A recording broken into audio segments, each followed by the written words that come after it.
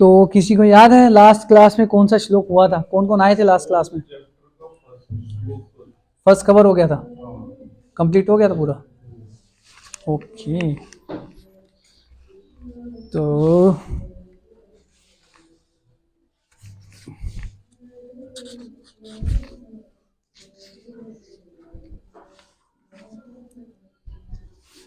ठीक है। Hare Krishna. Better better. Hare Krishna. ठीक है, थोड़ा सा बेस हल्का सा बढ़ा दो, इको बंद कर दो, वॉल्यूम थोड़ा सा बढ़ा दो। इसका आई थिंक वॉल्यूम का बटन का इशू है। हरे कृष्ण। ठीक है, ठीक है। आवाज़ आ रही है ना सबको क्लियर? ठीक है, तो हम सबसे पहले श्लोक की पुनरावृत्ति करेंगे, श्लोक दोहराएंगे। जो देख सकते हैं फ़ोन में खोल सकते हैं, भगवत गीता है जिनके पास उसमें देख के बोल सकते हैं, अदरवाइज श्रवण कर सकते हैं। तो अध्याय संख्या 4, अध्याय का शीर्षक है दिव्य ज्ञान, और श्लोक संख्या 2। एवं परंपरा प्राप्ति, आप लोग सुन के भी बोल सकते हैं, है ना, ज़्यादा कठिन नहीं है। एवं परंपरा प्राप्ति एवं राजऋषियो विदु सकालेन महता योगो नष्टा परंतप। एवं परंपरा प्राप्ति एवं राजऋषियो विदु सकालेन महता योगो नष्टा परंतप। एवं परंपरा प्राप्ति एवं राजऋषियो विदु सकालेन महता योगो नष्टा परंतप। आप में से कोई एक या दो दोहराना चाहे तो दोहरा सकते हैं श्लोक, जिनके पास भगवत गीता है बोलिए, दोहराइए माता जी, बोलिए श्लोक, बोलो बोलो, कोशिश करो, बोलिए। एवं परंपरा प्राप्त एवं राजऋषियो विदु सकाले न महता योगो नष्ट परंतपा। और किन्हीं के पास है बुक? नहीं, ठीक है, तो इसका शब्दार्थ पीछे पीछे दोहराएंगे। एवं इस प्रकार, परंपरा गुरु परंपरा से, प्राप्तम प्राप्त, इमं इस विज्ञान को, राजऋषय साधु राजाओं ने, विदु जाना, स वह विज्ञान, कालेन कालक्रम में, यह इस संसार में, महता महान, योग परमेश्वर के साथ अपने संबंध का विज्ञान, योग विद्या, नष्ट छिन्न भिन्न हो गया, परंतपा हे शत्रुओं को दमन करने वाले अर्जुन। अनुवाद कृपया ध्यानपूर्वक श्रवण कीजिए। इस प्रकार यह परम विज्ञान गुरु परंपरा द्वारा प्राप्त किया गया और राजऋषियों ने इसी विधि से इसे समझा, किंतु कालक्रम में यह परंपरा छिन्न हो गई, अतः यह विज्ञान यथा रूप में लुप्त हो गया लगता है। तात्पर्य श्रील प्रभुपाद जी के द्वारा, जगत गुरु श्रील प्रभुपाद की जय। तात्पर्य, जहाँ स्पष्ट कहा गया है कि गीता विशेष रूप से राज ऋषियों के लिए थी, क्योंकि वे इसका उपयोग प्रजा के ऊपर शासन करने में करते थे। निश्चय ही भगवत गीता कभी भी आसुरी पुरुषों के लिए नहीं थी, जिनसे किसी को भी इसका लाभ ना मिलता और जो अपनी अपनी सनक के अनुसार विभिन्न प्रकार की विवेचना करते। अतः जैसे ही असाधु भाष्यकारों के निहित स्वार्थों से गीता का मूल उद्देश्य उच्छिन्न हुआ, वैसे ही पुनः गुरु परंपरा स्थापित करने की आवश्यकता प्रतीत हुई। 5000 वर्ष पूर्व भगवान ने स्वयं देखा कि गुरु परंपरा टूट चुकी है, अतः उन्होंने घोषित किया कि गीता का उद्देश्य नष्ट हो चुका है। इसी प्रकार इस समय गीता के इतने संस्करण उपलब्ध हैं, विशेषतया अंग्रेजी में, कि उनमें से प्राय सभी प्रमाणिक गुरु परंपरा के अनुसार नहीं है। विभिन्न सांसारिक विद्वानों ने गीता की असंख्य टीकाएं की हैं, किंतु वे प्राय सभी श्री कृष्ण को स्वीकार नहीं करते, यद्यपि वे कृष्ण के नाम पर अच्छा व्यापार चलाते हैं। यह आसुरी प्रवृत्ति है, क्योंकि असुरगण ईश्वर में विश्वास नहीं करते, वे केवल परमेश्वर के गुणों का लाभ उठाते हैं। अतएव अंग्रेजी में गीता के एक संस्करण की नितांत आवश्यकता थी, जो गुरु परंपरा से प्राप्त हो। प्रस्तुत प्रयास इसी आवश्यकता की पूर्ति के उद्देश्य से किया गया है। भगवत गीता यथारूप मानवता के लिए महान वरदान है, किंतु यदि इसे मानसिक चिंतन समझा जाए तो यह समय का अपव्यय होगा। तो पहले भगवान से प्रार्थना करेंगे, फिर उसके बाद जो है इस पर चर्चा करेंगे आज की।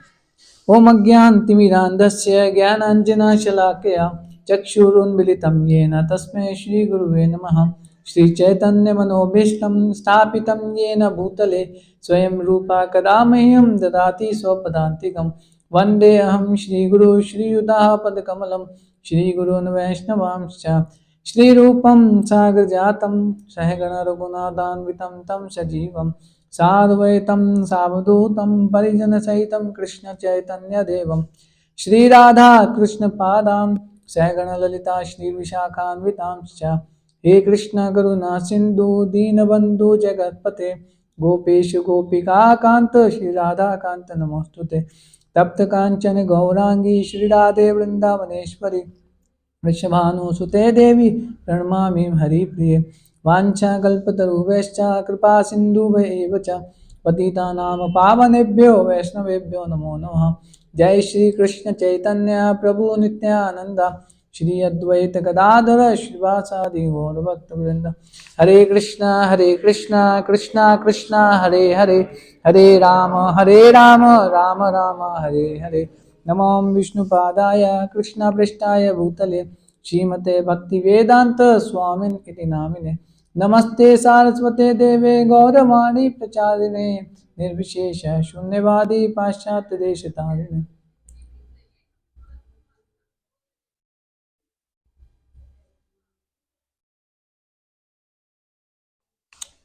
हरे कृष्ण। तो ये भगवत गीता का चौथा अध्याय दिव्य ज्ञान। तो इसमें भगवान पहले ही श्लोक में बता रहे हैं एवं विवस्वते योगम प्रोक्तावान अहम अव्ययम, है ना, विवस्वान इव मन्वे प्राहम मनुरिक्षावक्वे अब्रवीत। भगवान कह रहे हैं कि मैंने ये दिव्य ज्ञान जो है सृष्टि के आदि में ब्रह्मा जी को और सृष्टि की रचना के बाद सूर्य के देवता विवस्वान को प्रदान किया था, है ना। तो ये दिव्य ज्ञान जो है भगवान ने उनको प्रदान किया था, ऐसा बता रहे हैं। और फिर आज के जो श्लोक हैं इसमें भगवान बता रहे हैं कि एवं परंपरा प्राप्तम एवं राजर्षि विदु, कि जो ज्ञान है ये परंपरागत जो है प्राप्त किया किन्होंने, राज ऋषियों ने। तो पहले के जो राजा होते थे वो राजा होते थे और साथ में ऋषि भी होते थे। ऋषि कैसे होते थे? क्योंकि वो गुरुकुल में जाकर के सारे वेद शास्त्रों का अच्छे से अध्ययन करते थे, उनका पालन करते थे, नियमों का, शास्त्र के नियमों का, और पूरे तरीके से प्रशिक्षित होकर के वहां से बाहर निकलते थे और फिर पूरी राज्य का कार्यभार संभाला करते थे, है ना। और प्रजा को पूरी को जो है अपनी संतान की तरह वो पालन पोषण उनका करते थे। अब प्रजा में कौन कौन आता है? प्रजा में केवल मनुष्य नहीं आते या लोग नहीं आते, प्रजा के अंदर उनकी राज्य सीमा के अंदर जितने भी पशु हैं, जानवर हैं, पेड़ पौधे हैं, ये सब भी वो प्रजा के अंदर ही आते थे या अभी भी आते हैं, है ना। और जो राजा उस समय राजगद्दी पर बैठे, राज सिंहासन पर हैं, तो उनका ये कर्तव्य होता था कि किसी का भी जो अहित ना हो, किसी का भी नुकसान ना हो, कोई शोषण ना हो, और सबका जो है जो भी जरूरत का सामान है उनको जो है उसकी पूर्ति की जाए।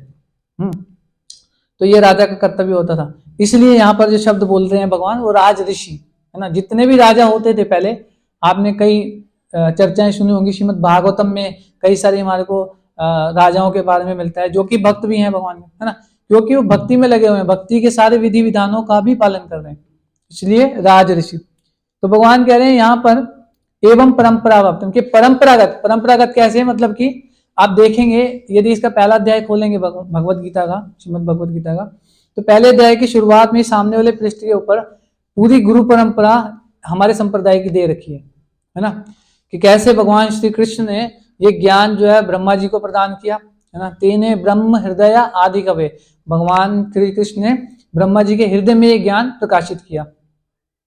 ब्रह्मा जी ने ज्ञान अपने पुत्र और अपने शिष्य नारद मुनि को प्रदान किया, है ना।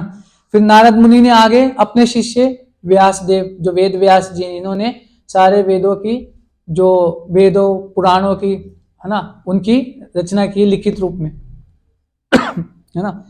उसी ज्ञान को उन्होंने लिखित रूप में लिखा है। क्यों? क्योंकि पहले के जमाने में यदि देखेंगे ना, जितने भी राजा ऋषि मुनि होते थे, है ना, या लोग होते थे साधारण जन सामान्य भी, वो सभी शुद्धिधर होते थे। शुद्धिधर का मतलब क्या होता है कि जो एक बार सुन लेते थे ना, उनको पूरा जीवन याद रहता था, वो होते हैं शुद्धिधर, है ना। तो इस प्रकार से जो है वहां पर उस समय ये शास्त्रों को लिखने की, लिखित रूप देने की आवश्यकता नहीं थी। लेकिन जब वेद व्यास ने देखा कि आने वाला समय जो कलयुग का है, उसमें लोगों की जो बुद्धि है वो बहुत ही अल्प हो जाएगी, आयु भी अल्प हो जाएगी, शक्ति बल सब कुछ अल्प हो जाएगा, मंद सुमंद बत्यो मंद भाग्यो, सारे के सारे दुर्भाग्यशाली होंगे, है ना। तो उन्होंने देखा कि इनका तो उद्धार कैसे होगा, तो बहुत कठिन है। उनको यही नहीं याद रहेगा कल हमने क्या खाया था, 2 दिन पहले की बात पूछेंगे तो उनको याद ही नहीं होगी।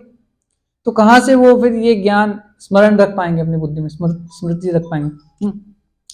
तो इसलिए फिर उन्होंने इसको पूरे को, वेद शास्त्रों को लिखित रूप में लिखा, ताकि आने वाले जो जन सामान्य है, जो मनुष्य प्रजाति है, वो इसका लाभ उठा करके भगवान की भक्ति कर सके और अंततः अपने वास्तविक घर जो है भगवत धाम जा सके। तो उन्होंने इस प्रकार उसको लिखा। फिर वेद व्यास जी ने आगे जो है इस प्रकार से ज्ञान का वितरण किया अपने शिष्यों में। तो करते करते ये परंपरा जो है लास्ट में फिर जो हमारे आचार्य बनाते हैं, स्वयं चैतन्य महाप्रभु आए, भगवान कृष्ण आए चैतन्य महाप्रभु के रूप में, उनके शिष्य षट गोस्वामी आए, है ना, उन्होंने फिर आगे ज्ञान प्रदान किया। इस प्रकार से करते करते जो आप गुरु परंपरा देखते हैं हमारे ऑल्टर में पूरी लगी हुई है ना। पहले हैं जगन्नाथ दास बाबा जी महाराज हैं, उनसे, है ना, फिर अपना भक्ति विनोद ठाकुर है, गौर किशोर दास बाबा जी महाराज, फिर अपने भक्ति सिद्धांत सरस्वती ठाकुर प्रभुपाद, और फिर आते हैं हमारे शिल प्रभुपाद, है ना। इस प्रकार से परंपरागत ये ज्ञान प्राप्त हुआ। फिर आगे उनके शिष्य, फिर आगे और उनके शिष्य, इस प्रकार से जो है ज्ञान ये परंपरागत आगे आगे नई पीढ़ी को प्राप्त हो रहा है। अब भगवान लेकिन इसमें कह रहे हैं कि सकाले न महता योगो नष्टा परंतपा। तो इस श्लोक में भगवान कह रहे हैं कि क्योंकि समय के साथ ये परंपरा छिन्न भिन्न हो गई, है ना, नष्ट हो गई, ये परंपरा टूट गई बेसिकली। तो टूट गई, इसलिए भगवान को ये ज्ञान दोबारा से बोलने की आवश्यकता पड़ रही है ना। तो ये परंपरा कहां से स्टार्ट कर रहे हैं भगवान? अब अर्जुन से शुरू कर रहे हैं दोबारा से। तो इसमें अब इसका क्या कारण था वास्तव में कि परंपरा टूट कैसे गई, है ना। तो इसके बारे में प्रभुपाद जी देखिए तात्पर्य में कितना स्पष्ट रूप से बता रहे हैं। पहली लाइन में प्रभुपाद जी स्पष्ट कर रहे हैं कि यहाँ पर स्पष्ट कहा गया है कि गीता विशेष रूप से राज ऋषियों के लिए थी, जो इसका उपयोग प्रजा के ऊपर शासन करने में करते थे, है ना, कि प्रजा का हित वास्तव में कैसे किया जाए, प्रजा को वो अपनी संतान की तरह पाला करते थे, है ना, उनकी सारी जरूरतों को पूरा करते थे। क्या आज ऐसा है? नहीं है ना। तो यही फर्क है, इसलिए कलयुग। तो अब अगली लाइन में क्या कह रहे हैं प्रभुपाद जी कि निश्चय ही भगवत गीता कभी भी आसुरी पुरुषों के लिए नहीं थी। जो आसुरी प्रवृत्ति के, जो आसुरी स्वभाव के जो लोग हैं, उनके लिए भगवत गीता कभी भी नहीं थी। जो इसका लाभ ना मिलता और जो अपनी अपनी सनक के अनुसार विभिन्न प्रकार की विवेचना करते हैं, है ना। तो अपना स्वार्थ पूरा करने के लिए जो असाधु होते हैं, है ना, जो भक्त नहीं होते, वो अपना स्वार्थ पूरा करने के लिए अपने मनमाने ढंग से गीता के श्लोकों को तोड़ मरोड़ देते हैं, है ना। तो इसलिए इस प्रकार से जो परंपरा टूट गई। परंपरा का मतलब क्या है, बेसिकली हम ये समझेंगे, परंपरा का मतलब है कि जो ज्ञान भगवान ने प्रदान किया था, भगवान ने जो ज्ञान दिया वो एज इट इज, बिना किसी छेड़छाड़ के, बिना किसी मिलावट के आगे बताया गया। इसको कहते हैं परंपरा, है ना। लेकिन अब बीच में क्या हुआ, कुछ ऐसे लोग आ गए जिन्होंने तोड़ मरोड़ दिया, परंपरा को छिन भिन कर दिया। इसलिए भगवान कह रहे हैं कि सकाले न महता योगो नष्ट परंतपा, कि हे परंतप अर्जुन, अर्जुन को परंतप एक नाम है, तो अर्जुन ये परंपरा नष्ट हो गई, इसलिए मैं ये परंपरा दोबारा तुमसे स्टार्ट कर रहा हूं, तुम्हें बता रहा हूं।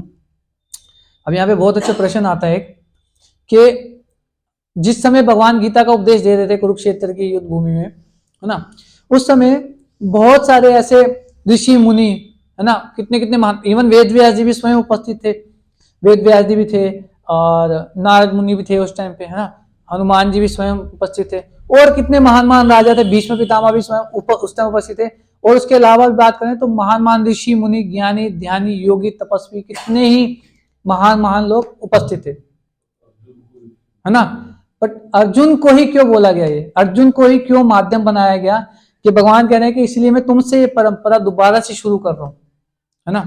तो ये महत्वपूर्ण प्रश्न है, आप समझ रहे हैं मेरी बात, कि बहुत सारे ऐसे महान महान तपस्वी थे उस टाइम पे उपस्थित, अगर इस धराधाम की बात करें तो, लेकिन अर्जुन को भगवान ने चुना कि ये परंपरा दोबारा से जोड़ने के लिए, दिव्य ज्ञान दोबारा से शुरू करने के लिए। तो कौन बताएंगे इसका उत्तर, किसको मालूम है? जी प्रभु जी। अर्जुन जी उस वक्त सबसे उपयुक्त पात्र थे, धर्म युद्ध कर रहे थे। ठीक है, लेकिन हाथ खड़ा करके बोलेंगे तो अच्छा लगेगा, नहीं तो सब्जी मंडी बन जाती है ना। हाँ जी बताइए। हाँ बिल्कुल, है ना, आपने भी ठीक बोला कि वो धर्म युद्ध कर रहे थे, है ना, लेकिन इसका उत्तर स्वयं भगवान दे रहे हैं अगले श्लोक में। भगवान बोल रहे हैं भक्तों में सी सखा चेती रहस्यम ही एतद उत्तमा, कि जो रहस्य है, ये जो दिव्य ज्ञान का रहस्य है, ये मैं तुम्हें बता रहा हूं, क्यों? भक्तों में सी, तुम मेरे भक्त हो और मेरे सखा हो, इसलिए ये दिव्य ज्ञान तुम्हें बता रहा हूं। क्योंकि अर्जुन के मन में डाउट है, भैया वाई मी, मुझे क्यों बता रहे हो, बहुत सारे ऋषि मुनि हैं, ज्ञानी ध्यानी इतने लोग हैं, मुझसे क्यों शुरू कर रहे, है ना।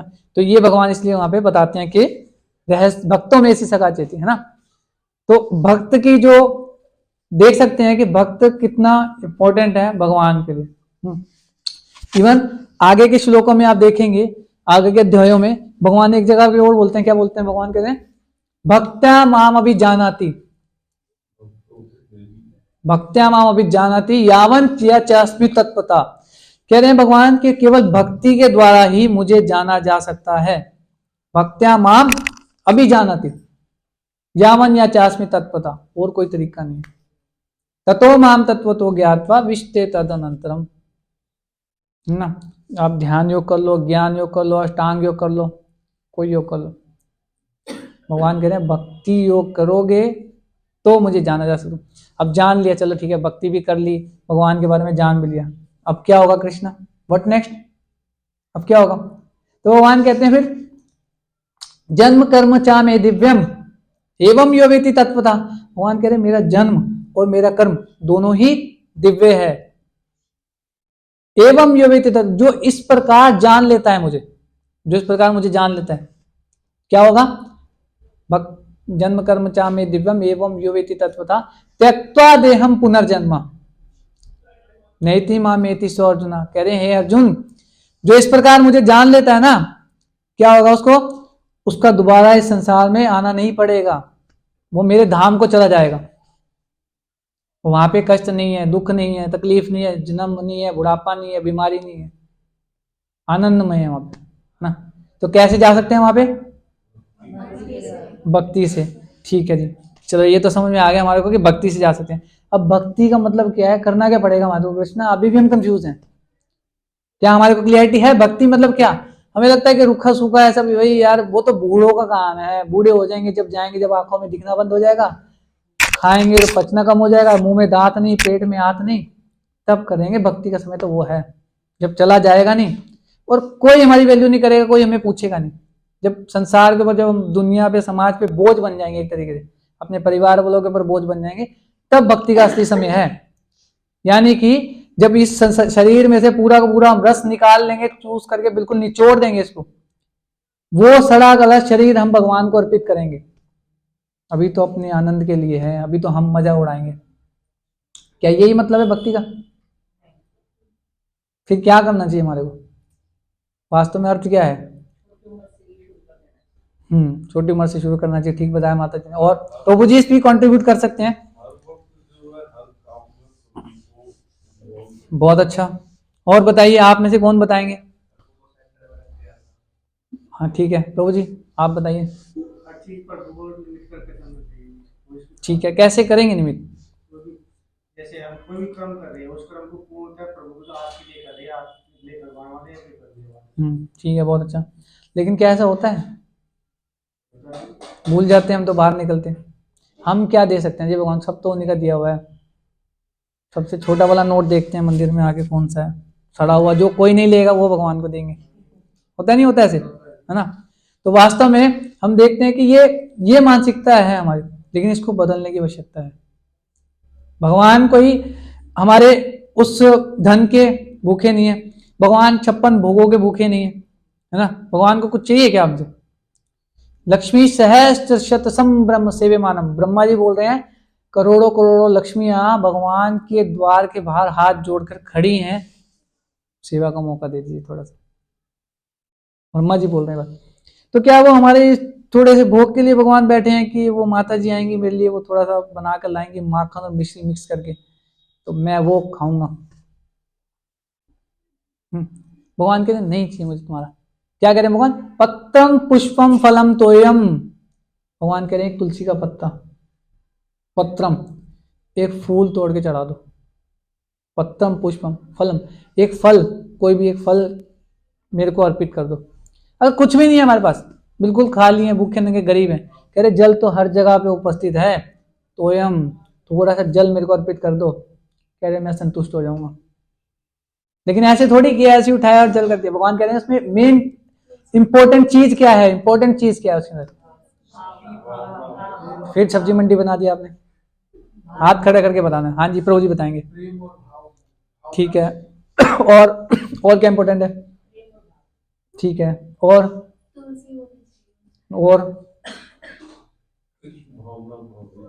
ठीक है, और जब तक सही जवाब नहीं मिलेगा तब तक और पूछता रहूंगा मैं। बताइए बताइए, पीछे वाले माता जी इस पे कंट्रीब्यूट कीजिए। भाव के भूखे हैं भगवान, ठीक है ठीक है। और चेतन प्रभु सब आ गया, बच्चे नहीं वाले कुछ बताइए। हाँ भक्ति, देखो भगवान उसी में बता रहे क्या चाहिए मुझे आपसे।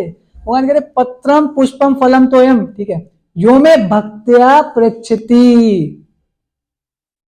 एक बारी भक्ति शब्द बोला भगवान ने पहली लाइन में, यो में भक्त्या पृच्छति, जो भक्ति भाव से मुझे अर्पित करता है ये चीजें, इतना बोला भी भगवान ने, यो में भक्त्या पृच्छति। ठीक है, उसके बाद क्या होगा? तद अहम भक्ति उपृतम अश्नामि प्रेतात्मना। भगवान कह रहे हैं भक्ति भाव, उसकी भक्ति भाव को मैं स्वीकार करता हूं और वहां पे उपस्थित होकर उसको ग्रहण करता हूं। अश्नामि कह रहे भगवान खाता हूं मैं वहां पे आके, खुद कह रहे हैं भगवान खाता हूं। 2 बार भक्ति शब्द बोला है भगवान ने इस श्लोक के अंदर ना। तो भगवान कह रहे हैं आपकी भक्ति भाव, जो अपने भक्ति भाव से मेरे को अर्पित किया है, उस भक्ति भाव को मैं ग्रहण करता हूं। आपके 56 भोग को देखता भी नहीं, मुझे नहीं चाहिए, आई एम सेल्फ सेटिस्फाइड, है ना। भगवान कह रहे हैं मैं संतुष्ट हूं, आत्म संतुष्ट, आत्मा राम है भगवान। तो भक्ति इंपॉर्टेंट है। तो क्या हमारे पास है भक्ति?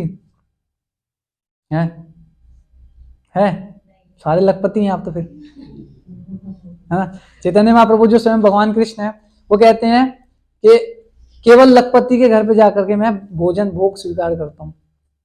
लखपति, अब आप कहेंगे भगवान प्यासे वालों का है केवल, हम तो भैया भगवान को कभी बुला नहीं सकते फिर अपने घर पे भोजन के लिए, भगवान की कैसे हम सेवा करेंगे?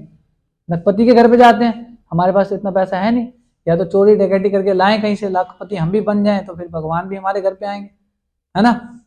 ऐसा करना पड़ेगा, बताइए माता जी, क्या करना पड़ेगा उसके लिए? जैसा कि आपने कहा जिसको भक्ति और लखपति। नहीं, मैंने ऐसा नहीं कहा, अभी तो भक्ति की बात करिए, अभी लखपति पे तो अभी आएंगे हम। तो लखपति का मतलब ये है जो रोज भगवान के 1,00,000 नामों का जप करता है, वो लखपति। उसके घर पे भगवान रोज जाते हैं भोग ग्रहण करने के लिए ना। करते हैं आप सभी तो लखपति होंगे ना। तो गुरबाणी में एक बार मैंने सुना था कि वो बाबा जी बता रहे थे, कह रहे हैं धन दौलत का अगर देखेंगे ना, धन दौलत का यदि देखेंगे तो बहुत सारे लोग, हर एक लोग व्यक्ति जो है अमीर निकल आएगा, नाम का देखेंगे तो सारे लोग कंगाल निकलेंगे।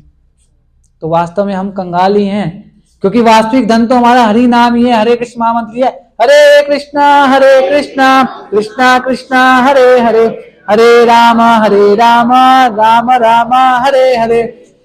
तो जैसे प्रभु जी ने बताया था कि हर एक कार्य को हम निमित्त करते हुए, अर्पित करते हुए चलेंगे, हर एक कार्य के अंदर भगवान को रख के चलेंगे, सेंटर में रख के चलेंगे। कैसे सेंटर में रखेंगे? जब हर कार्य को करते करते साथ में हरे कृष्ण महामंत्र का हम जप करते रहेंगे, है ना, तभी तो भगवान सेंटर में आएंगे। अदरवाइज कैसे आएंगे? नहीं तो हम भूल जाएंगे। अगर हरे कृष्ण महामंत्र नहीं गुनगुनाएंगे तो हम भौतिक गाने गुनगुनाएंगे, फिर तो भगवान आएंगे नहीं? आएंगे ना। तो वास्तविक क्या तरीका है? भगवान ने जो गीता बोली है, दोबारा से परंपरा जो भगवान शुरू कर रहे हैं, उनका उद्देश्य क्या है? परंपरा दोबारा से शुरू करने का उद्देश्य मात्र यही है कि जो लोग हैं, विशेष रूप से कलयुग के जो लोग हैं, है ना, जो दुर्भाग्यशाली हैं, उनको सौभाग्यशाली बनाने के लिए। कैसे बनेंगे? जब वो हर एक कार्य के बीच में कृष्ण को ऐड कर लेंगे। भक्ति का मतलब है भक्ति योग, योग का मतलब क्या होता है? जोड़ना। जब हम हर कार्य में भगवान श्री कृष्ण को जोड़ देंगे तो हमारा हर कार्य भक्ति बन जाएगा। श्वेता, आप खाना बना रहे हैं, खाना तो वैसे ही बनाना ही है, सब करते हैं, कुकिंग कोई स्पेशल नहीं है, लेकिन जब कृष्ण को स्मरण करते करते कि कृष्ण को मैं अपने हाथों से खिलाऊंगी, भोग लगाऊंगी, है ना, तो वो विशेष बन जाएगा। माता यशोदा क्या करते थे? माखन भिगो रहे हैं, साथ में कृष्ण की लीलाएं जो वो करते हैं सारा दिन में, खेल कूद, उसको स्मरण कर रही हैं और गुनगुना रही, कीर्तन के रूप में गा रही हैं।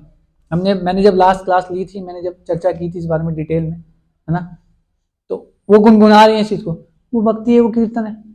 वास्तव में जो कीर्तन करते हैं हम, ये हरे कृष्ण महामंत्र है, जो जप करते हैं, ये क्या है? भगवान का नाम ही तो है। हरे श्रीमती राधा रानी है, कृष्ण कृष्ण है, और राम राम है। भगवान के नाम ही तो है, पवित्र नामों को जप करते हैं। और ये सब करते करते करते करते हमारा शुद्धिकरण भी हो रहा है और भगवान भी संतुष्ट हो रहे, प्रसन्न हो रहे। कोई मुश्किल काम है? पैसे लग रहे हैं, टैक्स आ रहे घर पे, है ना, कुछ तो हो नहीं रहा, लेकिन फिर भी हमारे पास समय नहीं है करने के लिए। सौभाग्य दुर्भाग्य हमारा यही है। क्यों दुर्भाग्यशाली बोला गया है? कि कुछ लग नहीं रहा, लेकिन फिर भी हमारे पास समय नहीं है ये सब करने के लिए।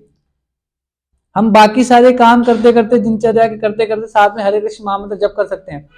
हफ्ते में एक दिन 1 घंटे के लिए भगवत गीता की क्लास होती है, साथ में प्रसाद भी होता है, लेकिन फिर भी बहुत सोचना पड़ता है, कितना प्लानिंग करना पड़ता है, कितनी चीजों को साइड पे करना पड़ता है, मैनेज करना पड़ता है, यहाँ पे आने के लिए कितनी हिम्मत जुटानी पड़ती है। ये प्रभु जी हम ही जानते हैं, आपको क्या पता। सही बात है, सही कह रहा हूँ माता जी, है ना। बैठे तो यहाँ पे, शरीर तो हमारा यहाँ पे, लेकिन मन वहीं पे चल रहा है। पता नहीं वो काम हुआ था, छोड़ के आई थी मैं दूध उबलना, उसने गैस बंद करी होगी नहीं करी होगी, बोल के तो आई थी, वो फोन में ही लगा हुआ होगा। होता नहीं होता ऐसे? क्यों? मन हमारा वहीं घूम रहा है। तो कहां से कृष्ण आएंगे हमारे को? वास्तव में कृष्ण को चाहते नहीं ना हम तो वहीं फंसे हुए हैं अभी भी। आ तो गए हैं यहाँ पे जबरदस्ती, जैसे जैसे करके घसीट के शरीर को तो ले आए, लेकिन मन तो हमारा घर पे छूटा पड़ा है अभी। ठीक बात है माता जी ने, है ना। तो जब ये मन भी हम कृष्ण को दे देंगे, भगवान क्या मांग रहे हैं हमारे से? भगवान वही चीज मांगते हैं जो हमारे को प्रिय होती है। भगवान को वो चीज पसंद है। भगवान जो छुपा के रखा है तो उन्हें तिजोरी के अंदर, मेरे को वो चाहिए। ये धन नहीं चाहिए मेरे को, तेरा असली धन चाहिए। मन मन भगवान ने गीता के अंदर 2 बार ये श्लोक बोला, मन मना भव मद भक्तो मद्याजी माम नमस्कुरु। भगवान कह रहे हैं मन मना, मेरे को अपना मन दे दे, मन मुझ में लगा, मन मना भव मद भक्तो, और फिर मेरा भक्त बन जा। मद्याजी माम नमस्कुरु, मेरे को नमस्कार कर। मामे वैश्यसी सत्यम ते प्रति जानो प्रियोशी में, 2 बार ये श्लोक बोला है भगवान ने, एक बार 9वें अध्याय में बोला है, फिर आखिरी आगे 18वें अध्याय में फिर बोला है भगवान ने 18.65।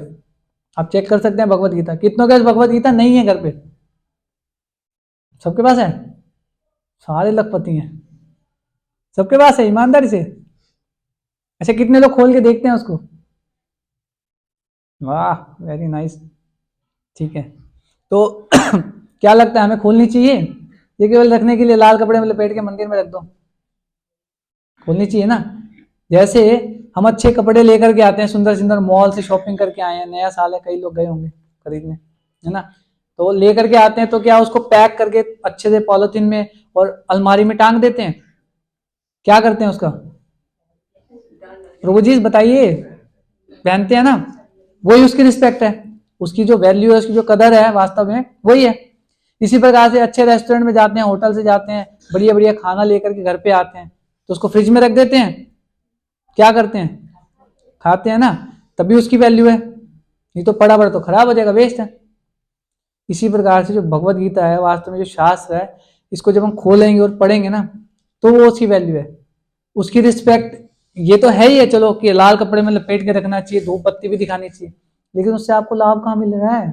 आप फायदा तो उठा नहीं रहे उसका। भगवान कह रहे परंपरा स्टार्ट करी हमने, परंपरा स्टार्ट तो हम खोल के नहीं देख रहे भगवत गीता। भगवान कह रहे हैं यार मूर्ख नंबर 1 ये सारे मूर्खानंद है, क्यों कपड़े में लपेट के रखी हुई है? अरे पढ़ने के लिए बोली है भैया, किस लिए बोली है भगवान ने? पढ़ने के लिए बोली है, तो पढ़नी चाहिए हमारे को भगवत गीता खोल के, तभी तो पता लगेगा क्या है, नहीं तो दुर्भाग्य। अब चैतन्य महाप्रभु जो भगवान कृष्ण स्वयं है क्या बोल रहे हैं शिक्षा अष्टकम के दूसरे श्लोक में? कह रहे हैं नाम नामकारी बहुधा निज सर्वशक्ति। कह रहे हैं कि भगवान कृष्ण के जो लाखों नाम है ना, कौन कौन से नाम पता है आपको? हाथ खड़ा करके एक एक नाम बताइए फटाफट से, बोलिए बोलिए। और बताइए, माता जी बताएंगे, कोई नाम बताइए भगवान का, बताइए बताइए माता जी। कृष्ण बोल दीजिए, बोलिए। हाँ हाँ जी, रिपीट नहीं करना, बोलिए बोलिए बोलिए। आपका हो गया है, हाँ जी हाँ जी। और दिलीप प्रभु बताएंगे, दामोदर हो गया प्रभु जी, मुरारी, हाँ बाकी बिहारी, और हाँ जी हाँ राम। देखो भगवान के असंख्य नाम है, देखो हमें याद नहीं आ रहे, अभी बाहर जाके याद आएंगे सारे। नंदलाल, तो ये भगवान के इतने, हाँ जी बता दीजिए। है ना, बस बस हो गया हो गया, बाकी क्लास के बाद सुनेंगे, क्लास खत्म हो जाएगी, है ना। तो भगवान के असंख्य नाम है। अब मजे की बात देखिए, असंख्य नामों में भगवान ने अपनी असंख्य शक्तियां अर्पित करी हुई हैं।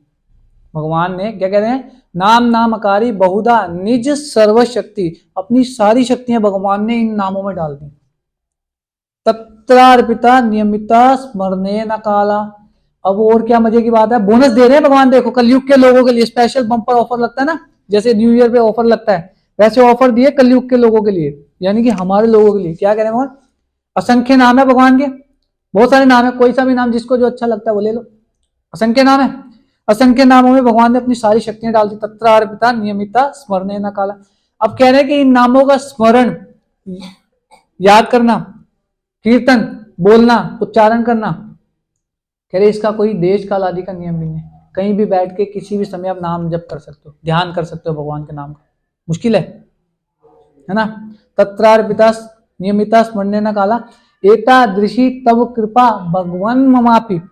वो कह रहे क्या होगा इससे करने से, ऐसे करके जो ध्यान करेगा भगवान के नामों का, वो बड़ी आसानी से भगवान को प्राप्त कर लेगा। क्या करके? केवल भगवान के नाम का जप करके, हरे कृष्ण महामंत्र ले करके भगवान को प्राप्त कर लेगा वो। मुश्किल है क्या? इतनी आसानी से मिलते हैं भगवान? मिलते हैं।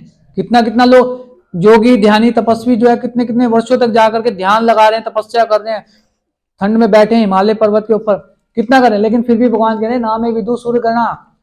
कह रहे बड़े बड़े देवता ऋषि मुनि ध्यानी ज्ञानी मेरे को नहीं जानते। 10वें अध्याय के दूसरे नंबर श्लोक में भगवान बोल रहे हैं, आगे पढ़ेंगे आप, है ना, नहीं जानते। लेकिन भगवान खुद कह रहे हैं कि मैं कैसे प्राप्त होगा, कह रहे हैं अगर नाम जप करेगा कोई बड़े आसानी से मेरे को प्राप्त कर लेगा।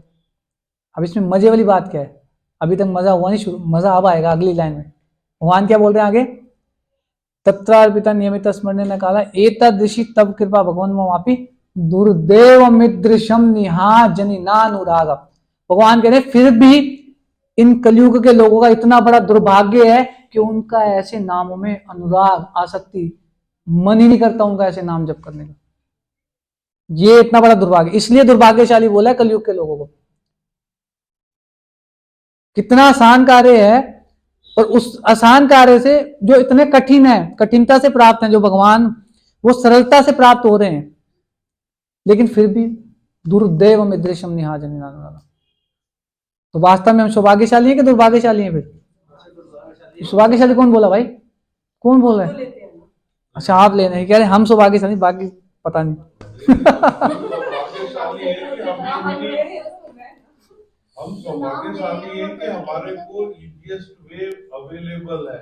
हाँ अब हम उसको नहीं तो जी use कर रहे। अवेलेबल तो सभी के लिए है, ऐसा नहीं है, जन कल्याण के लिए सभी के लिए अवेलेबल है, लेकिन कौन उसको स्वीकार कर रहा है वो सौभाग्य सुमेधसा। इसलिए भगवान ने बोला कृष्ण वर्णम तुषा कृष्णम सांगोपांगास्त पार्षदम यज्ञ संकीर्तन प्राय यजंती ही सुमेधसा।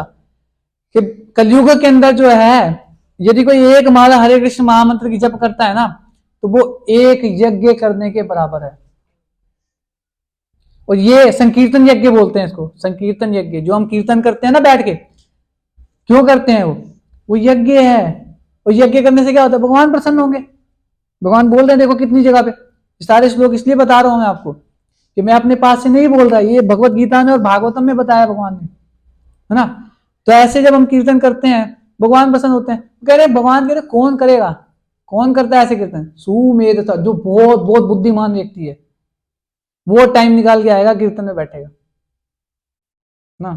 तो ऐसे जो कीर्तन में भाग ले रहे हैं, भगवान के नाम का जप कर रहे हैं, भक्ति की क्रियाओं में लगे हुए हैं, वो कोई साधारण लोग नहीं है, भगवान के बहुत प्रिय हैं। भगवत गीता में ही भगवान 18वें अध्याय में बता रहे हैं, कह रहे हैं उससे प्रिय ना कोई हुआ है मेरे को, ना कोई होगा।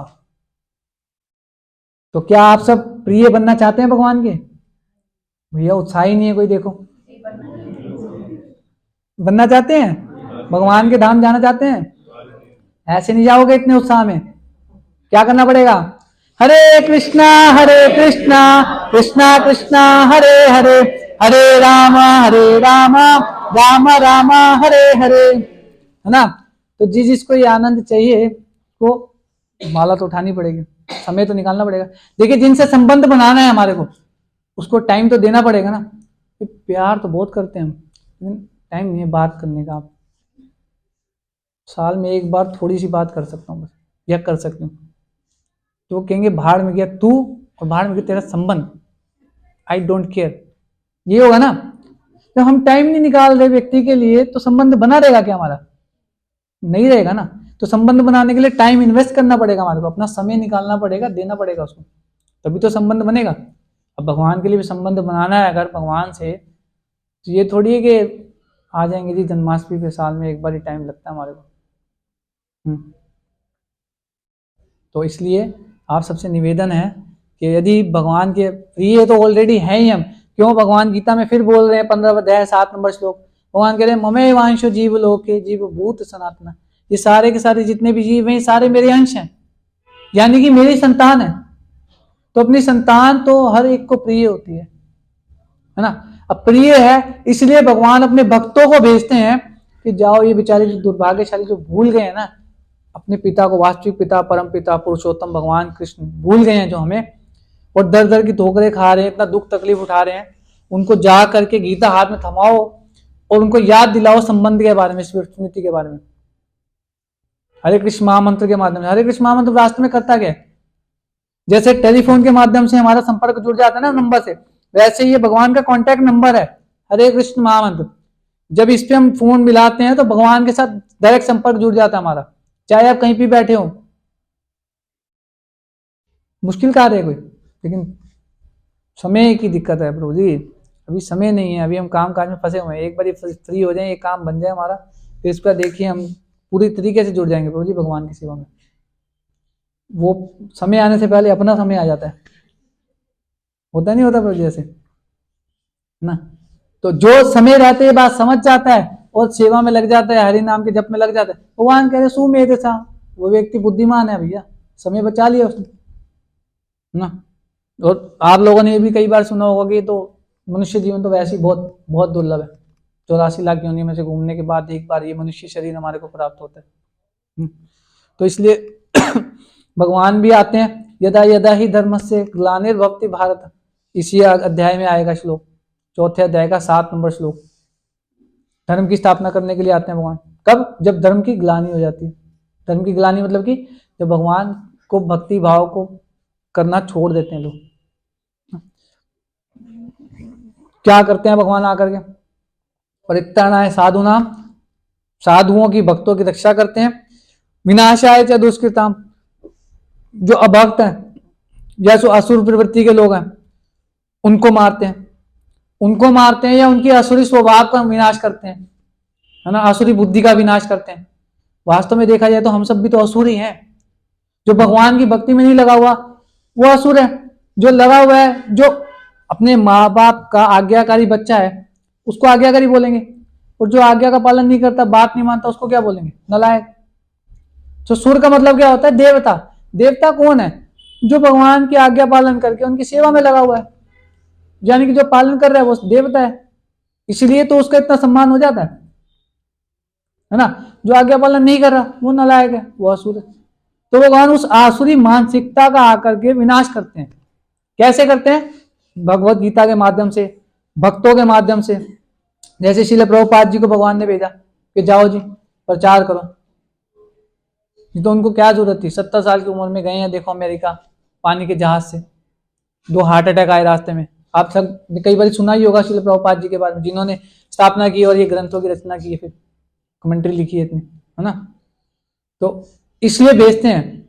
वो तो सेवा के माध्यम से गए, उनको क्या लालच था? कोई सोच सकता है क्या मिला उनको? लालच क्या था उनको इतनी उम्र में? तो इसलिए जब हमें ये बात समझ में आ गई है, पता लग गई है, वो सुविधा है हमारे पास, तो हमें उस सुविधा का, उस अवसर का लाभ उठाना चाहिए। जहां पे जैसा कि माता जी ने बताया था कि बचपन से हमारे को भक्ति शुरू करनी चाहिए, शास्त्र में आता है। श्रीमद् भागवतम में प्रहलाद महाराज बता रहे, क्या कह रहे हैं? कोमार आचरित प्राज्ञो धर्मान भागवतानि दुर्लभम मानुषम जन्म तदपि अद्रोम अर्थदम, कि कोमार आचरित प्राज्ञो, 5 साल की उम्र से हमें भक्ति में लग जाना चाहिए। धर्मान भागवतानि, भगवान की भक्ति में लग जाना चाहिए। क्यों लग जाना चाहिए? क्योंकि ये शरीर जो मनुष्य जीवन है, एक तो दुर्लभम, बहुत दुर्लभ है, और टेम्परेरी है, थोड़ी देर के लिए है, थोड़ी देर के लिए तो मिला है, कभी भी छीन लिया जाएगा हमारे से, है ना। हम देखते हैं किसी कईयों के उसमें जाते हैं, जैसे कोई शरीर छोड़ देता है कि इनकी डेथ हो जाती है, उनके यहाँ पे कईयों में जाते हैं हम लोग। हम क्या सोचते हैं? वो मरा है, हमें थोड़ी मरना है, हम तो भी कई साल जीने, अभी कई प्लानिंग, पूरी लिस्ट तैयार है, हमारे प्लान किया हुआ, ये करना है, कब आ जाएगा टाइम पता नहीं। तो वास्तविक क्या कार्य करने के लिए हम आए थे? भेजा क्यों था भगवान ने हमारे को? शरीर क्यों दिया? ये मनुष्य का शरीर, आहार निद्रा भय मैथुन, ये 4 कार्य करने के लिए भेजा है। खाओ पियो सो और बच्चे पैदा करो, बस इसके लिए भेजा है। क्या इसके लिए आए हम? किस लिए आए? ये 4 कार्य तो जानवर पशु पक्षी सभी कर रहे हैं। विशेष हमारे को भेजा है भगवान ने कि भक्ति करने के लिए, भगवान की सेवा में लगेंगे, भगवान का नाम जो। अब भैंसों को बिठा दिया जाए यहाँ पे, आ जाओ जी बैठो, क्लास में बैठना आपको, वो बैठ के सुनेंगी भगवत गीता क्लास? नहीं सुन सकती ना वो। कौन सुन सकता है? इंसान सुन सकता है। तो इतनी जनता है, इतने लोग हैं इस संसार में। अगर रेवाड़ी में बात करें, रेवाड़ी में सेक्टर की बात करें, कितनी जनता रहती है यहाँ पे, उसमें से कितने लोग आए हैं या आते हैं? सुमेध सा, यानी कि आप सब लोग सौभाग्यशाली भी हैं, इंटेलिजेंट भी हैं, बुद्धिमान भी हैं, तभी तो आए हैं समय निकाल के। नहीं तो न्यू ईयर है भैया, सब चलेंगे पार्टी करेंगे, अपने जाके मॉल घूमेंगे, क्यों समय खराब करें? समय खराब ही ना, बाहर वालों की मानसिकता के हिसाब से देखे तो समय खराब ही है, समय बर्बाद ही है। पार्टी करने का टाइम है, हमारी पार्टी तो यही होती है, हरे कृष्ण महामंत्र का जप करना, भक्तों के संग में आके प्रसाद ग्रहण करना, भगवान के दर्शन करना, भगवान की आरती करना, यही है ना।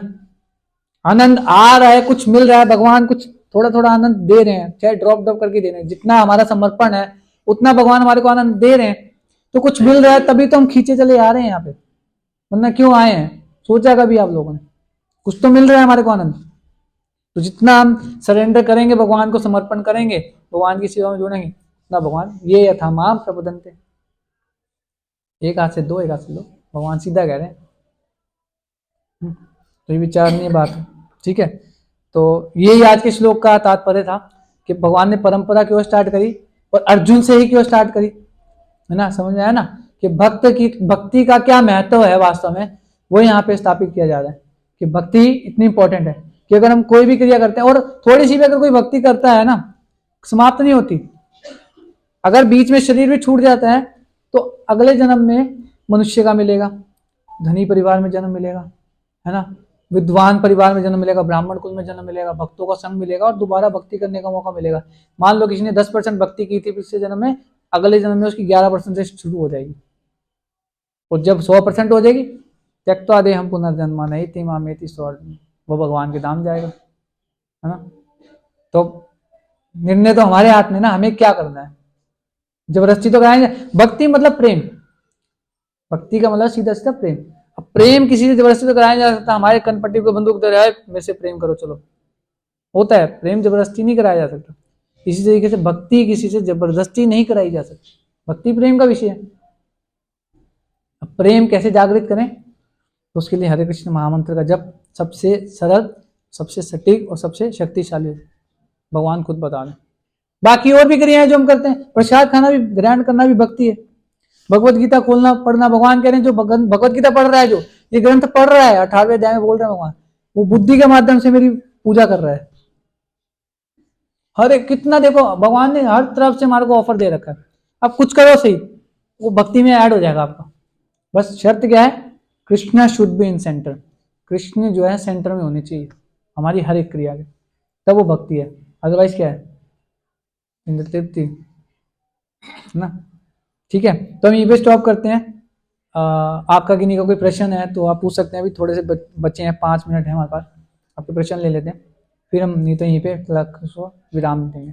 हरे कृष्ण। किन्हीं का प्रश्न है तो हाथ खड़ा करके आप पूछ सकते हैं आज के टॉपिक से, या कुछ अन्य भी है तो आप पूछ सकते हैं।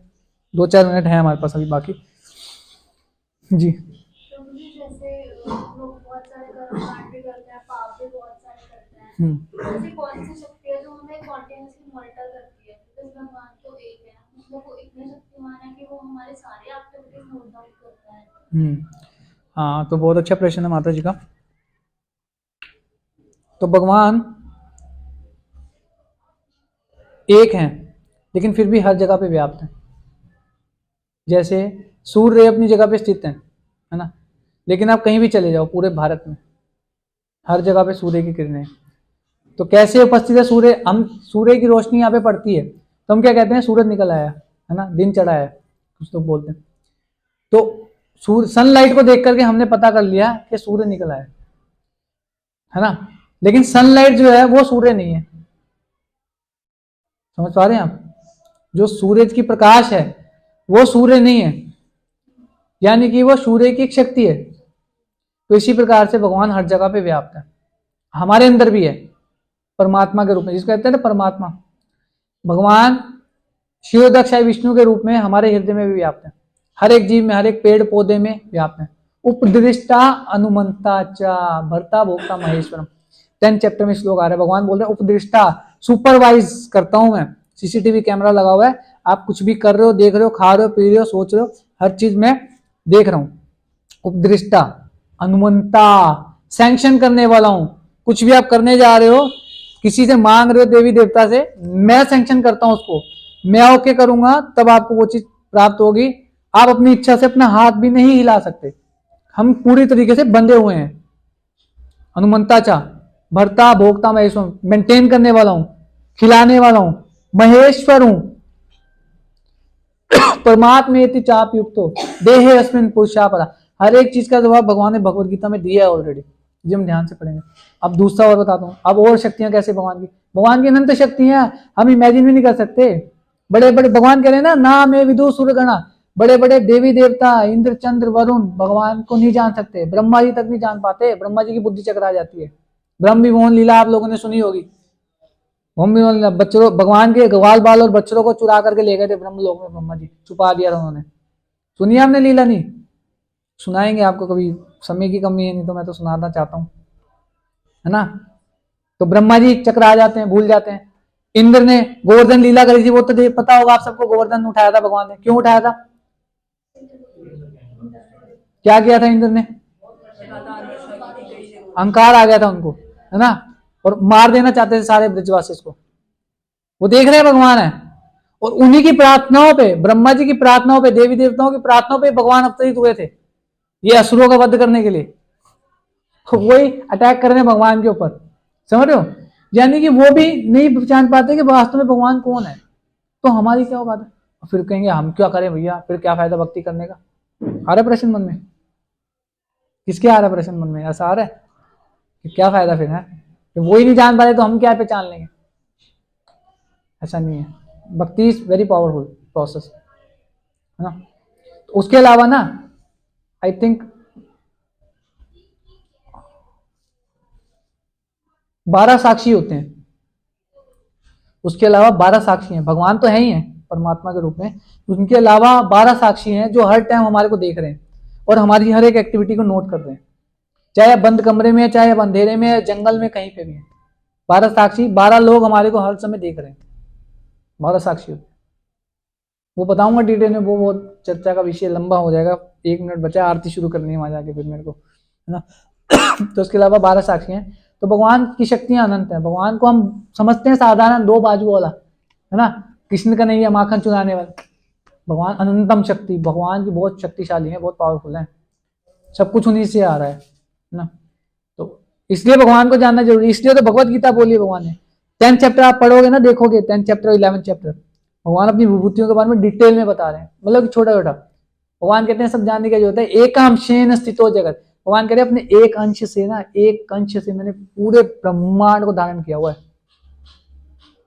ये भगवान कृष्ण।